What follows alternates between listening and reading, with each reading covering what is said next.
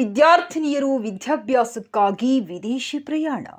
ಮುಂಬೈ ಹಾಗೂ ಮಂಗಳೂರು ಇಬ್ಬರು ವಿದ್ಯಾರ್ಥಿಗಳು ಅನುಷಾ ಕೇಕರ್ಟಿ passout expert college Mangaluru PUC 393 ಅಂಕಗಳು ಪಡೆದು ಇನ್ನು ಮುಂದಿನ ವಿದ್ಯಾಭ್ಯಾಸಕ್ಕಾಗಿ ಮತ್ತು ಕೃತಿಕಾ ವಿದ್ಯಾರ್ಥಿನಿ 393 ಅಂಕಗಳನ್ನು ಪಡೆದು ವಿದೇಶದಲ್ಲಿ ಮುಂದಿನ ವಿದ್ಯಾಭ್ಯಾಸಕ್ಕಾಗಿ ಹೋಗಬೇಕು ಎಂದು ಈಗ ಹುಬ್ಬಳ್ಳಿಯ 3000 ಮಠ ಸ್ವಾಮಿಗಳ ಆಶೀರ್ವಾದ ಪಡೆದುಕೊಂಡು ಹಾಗೂ ಈ ಇಬ್ಬರು ವಿದ್ಯಾರ್ಥಿನಿಯರು ತಂದೆ ತಾಯಿಗಳ ಕುಟುಂಬಸ್ಥರ ಆಶೀರ್ವಾದದೊಂದಿಗೆ ಮುಂದಿನ ವಿದ್ಯಾಭ್ಯಾಸ ಮಾಡುವುದಕ್ಕೆ ಆಸ್ಟ್ರೇಲಿಯಾ ವಿದೇಶಿ ಪ್ರಯಾಣ ಮಾಡುತ್ತಿದ್ದಾರೆ.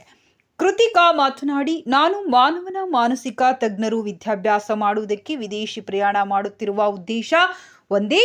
ಯಾಕೆಂದರೆ ನಮ್ಮ ಭಾರತ ದೇಶಕ್ಕೆ ಒಳ್ಳೆಯ ಹೆಸರು ಮತ್ತು ಖ್ಯಾತಿ ತರಬೇಕು. ಇಲ್ಲಿನ ಅನೇಕ ಜನರು ಮಾನಸಿಕವಾಗಿ ನರಳುತ್ತಿದ್ದಾರೆ.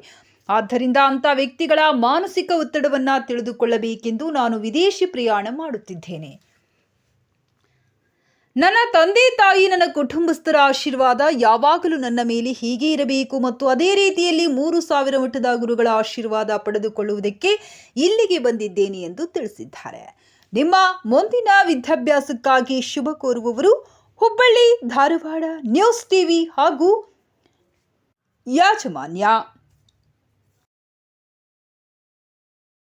ಹಾಗಾಗಿ ಇವತ್ತು ನಮ್ಮ ದೇಶದಲ್ಲಿ ಅಷ್ಟೇ ಕಲೀಲಿಕ್ಕೆ ಅವರು ಇಷ್ಟಪಡೋದಿಲ್ಲ ಅಂತ ಅಲ್ಲ, ಇಷ್ಟಪಡ್ತಾರೆ. ಆದರೆ ಹೊರದೇಶಕ್ಕೂ ಕೂಡ ನಾವು ಹೋಗಿ ಕಲಿಯಬೇಕು ಎಂಬ ಮಹತ್ವಾಕಾಂಕ್ಷೆ ಇಟ್ಕೊಂಡು ಅವರು ಮೆರಿಟನ್ನು ನಿರೀಕ್ಷೆ ಮಾಡ್ತಾ ಇರ್ತಾರೆ. ಹೀಗಾಗಿ ಯಾವುದೇ ಸಬ್ಜೆಕ್ಟ್ನಲ್ಲಿ ಹೆಣ್ಮಕ್ಳು ತುಂಬ ಚೆನ್ನಾಗಿ ಸಾಧನೆ ಮಾಡ್ತಾ ಇದ್ದಾರೆ. ಇವತ್ತು ಅನುಷಾ ಅವರು ಮಂಗಳೂರು ಎಕ್ಸ್ಪರ್ಟ್ ಕಾಲೇಜ್ನಲ್ಲಿ PU ಕಾಲೇಜ್ನ ಮುಗಿಸಿ ಈಗ ಅವರು ಮೆಡಿಕಲಿಗೆ ಹೋಗಬೇಕು ಅನ್ನುವಂಥ ಅಪೇಕ್ಷೆ ಇಟ್ಕೊಂಡಿದ್ದಾರೆ. ನೀಟ್ನಲ್ಲೂ ಕೂಡ ತುಂಬ ಚೆನ್ನಾಗಿ ಮಾಡಿದ್ದಾರೆ. ಈಗ ಅವರಿಗೆ ಮೆಡಿಕಲ್ ಸೀಟು ಕೂಡ ಸಿಗ್ತಿದೆ, ಡಾಕ್ಟ್ರು ಕೂಡ ಆಗ್ತಾರೆ, ಎರಡು ಮಾತಿಲ್ಲ. ಹಾಗೆಯೇ ನಮ್ಮ ಋತಿಕಾ ಅವ್ರದ್ದು ಇವ್ರಿಗಿಂತ ವಿಭಿನ್ನವಾದಂಥದ್ದು. ಅವರು ಆರ್ಟ್ಸ್ಗೆ ಹೋಗ್ತಾ ಇಲ್ಲ, ಕಾಮರ್ಸ್ಗೆ ಹೋಗ್ತಾ ಇಲ್ಲ, ಡಾಕ್ಟರ್ ಆಗಬೇಕು ಅಂತ ಇಲ್ಲ, ಎಂಜಿನಿಯರ್ ಆಗಬೇಕು, ಸೈಕಾಲಜಿ ಅವ್ರ ಸಬ್ಜೆಕ್ಟು. ಇದು ಬಹಳ ವಿಭಿನ್ನವಾದಂಥ ಒಂದು ನೋಡಿ ಎಷ್ಟು ಚೆನ್ನಾಗಿ ಹೆಣ್ಮಕ್ಳು ಯೋಚನೆ ಮಾಡ್ತಾರೆ. LLB ಓದ್ತಾರೆ, ವಕೀಲರಾಗ್ತಾರೆ, ಡಾಕ್ಟರ್ ಆಗ್ತಾರೆ, ಎಂಜಿನಿಯರ್ ಆಗ್ತಾರೆ. ಆದರೆ ಅದಕ್ಕಿಂತ ವಿಭಿನ್ನವಾಗಿ ಸೈಕಾಲಜಿ ಕಲಿಬೇಕು ಅಂತ ಭಾಳ ಸಂತೋಷ ಆಗ್ತದೆ. ನಮ್ಮ ದೇಶದ ಒಂದು ಮನೋಶಾಸ್ತ್ರ ಏನಿದೆ ಅದನ್ನು ಅಭ್ಯಾಸ ಮಾಡೋದ್ರ ಜೊತೆಗೆ ಬಹುಶಃ ಕಂಪ್ಯಾರಿಟಿವ್ ಅಲ್ಲಿ ಆ ದೇಶದಲ್ಲಿ ಆ ಸೈಕಾಲಜಿ ಸ್ಟಡಿ ಮಾಡಿದರೆ ಹೇಗಿರ್ತದೆ ಅದು ಬಹುಶಃ ನಮ್ಮ ದೇಶಕ್ಕೆ ಬಂದ ನಂತರ ಅದು ತುಂಬ ಬಹಳ ಒಳ್ಳೆಯ ಸೇವೆ ಕೊಡಲಿಕ್ಕೆ ಸಾಧ್ಯ ಇದೆ. ಇವತ್ತು ಒಬ್ಬ ವೈದ್ಯ ಏನಿದ್ದಾನೆ ಅವನಿವತ್ತು ಕೆಲಸ ಮಾಡಬೇಕಾದ್ರೆ ಸೈಕಾಲಜಿ ಸ್ಟಡಿ ಮಾಡಬೇಕಾಗ್ತದೆ.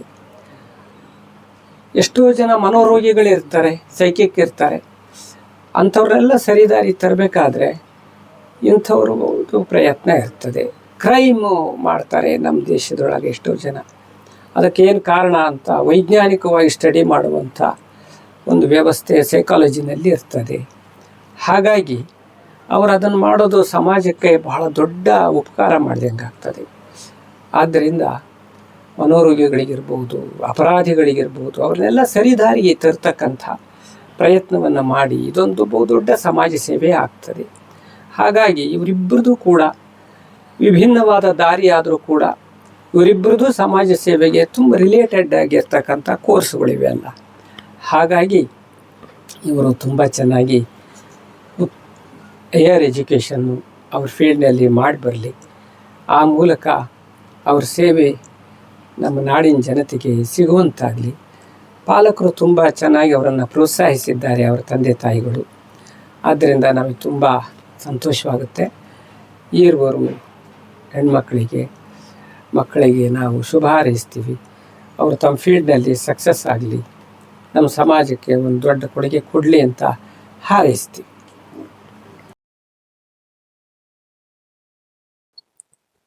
ತಮ್ಮ ಹೆಸರು? ಅನುಷಾ ಕ್ಯಾರ್ಕಟ್ಟಿ. PUC ಮಾಡಿದ್ದಲ್ಲಿಂದ ಮಂಗಳೂರು ಎಕ್ಸ್ಪರ್ಟ್ ಕಾಲೇಜ್. ಎಷ್ಟು ಅಂಕ ಪಡೆದಿದ್ರಿ? ಬೋರ್ಡ್ಸ್ ಅಲ್ಲಿ 93%. ಈಗ ನೀಟ್ ಆಗಿದೆ. ಹಾ, ನೀಟ್ ಏನಾಗಿದೆ ನಿಮ್ದು ರಿಸಲ್ಟ್? 393. ಈಗ ಮುಂದಿನ ಅಭ್ಯಾಸಕ್ಕೆ ಏನ್ ಮಾಡ್ತಾ ಇದ್ರಿ, ಏನ್ ಓದ್ತಾ ಇದ್ರಿ? ಈಗ MBBS ಅಪ್ಲೈ ಮಾಡ್ತೇನೆ ಕಾಲೇಜ್. ಈಗ ಭವಿಷ್ಯದಲ್ಲಿ ಏನ್ ಮಾಡ್ಬೇಕಂತ ಪ್ಲಾನ್? ಡಾಕ್ಟರ್. ಡಾಕ್ಟರ್. ಯಾವ ಡಾಕ್ಟರ್? ಗೈನಕಾಲಜಿಸ್ಟ್. ಏನು ಮತ್ತೆ ನಿಮ್ಮ ಫ್ರೆಂಡ್ಸ್ ಇದ್ದಾರೆ ಇನ್ನು ಕಲಿಯುವಂತ PUC ಅಲ್ಲಿ ಬರುವಂತ ವಿದ್ಯಾರ್ಥಿ ಅವ್ರಿಗೆ ಏನಾದ್ರು ಮೆಸೇಜ್ ಕೊಡ್ಬೇಕು ಮಾಡ್ತೀರಾ?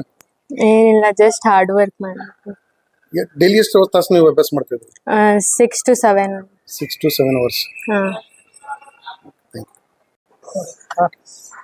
ನಮ್ಮ ಸರ್ ಕೃತಿಕಾ ಮಾರ್ಗತ್ರಿ. ಯಾವ ಕಾಲೇಜಿಂದ PUC ಮಾಡಿದ್ದು? ನಾವು ವಿಲ್ಸನ್ ಕಾಲೇಜ್ ಮುಂದೆ. ಈಗ ಮುಂದೆ ಎಲ್ಲ ಪ್ರಯಾಣ ಆಗ್ತದೆ ನಿಮ್ದು?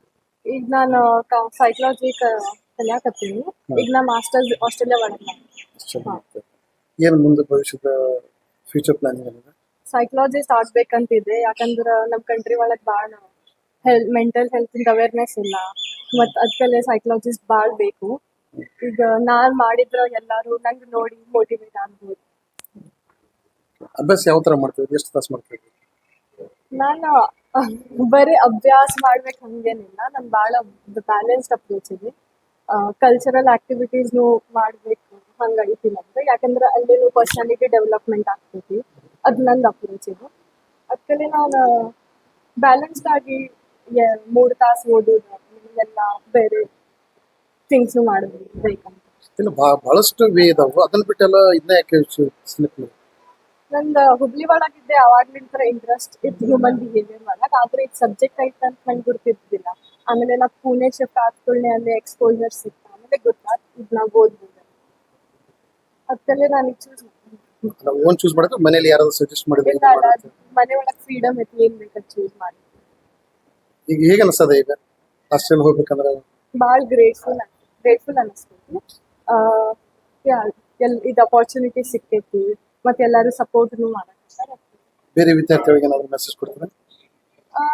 ಬ್ಯಾಲೆನ್ಸ್ಡ್ ಅಪ್ರೋಚೇ ಕೊಡ್ತೀನಿ. ಯಾಕಂದ್ರೆ ನಾನು ಅದು ಅಪ್ರೋಚ್ಲಿಂದ ಹೋಗ್ತೇನೆ. ಪರ್ಸನಾಲಿಟಿ ಡೆವಲಪ್ಮೆಂಟ್ ಆಗ್ಬೇಕು, ಅದು ಭಾಳ ಇಂಪಾರ್ಟೆಂಟ್ ಇದೆ.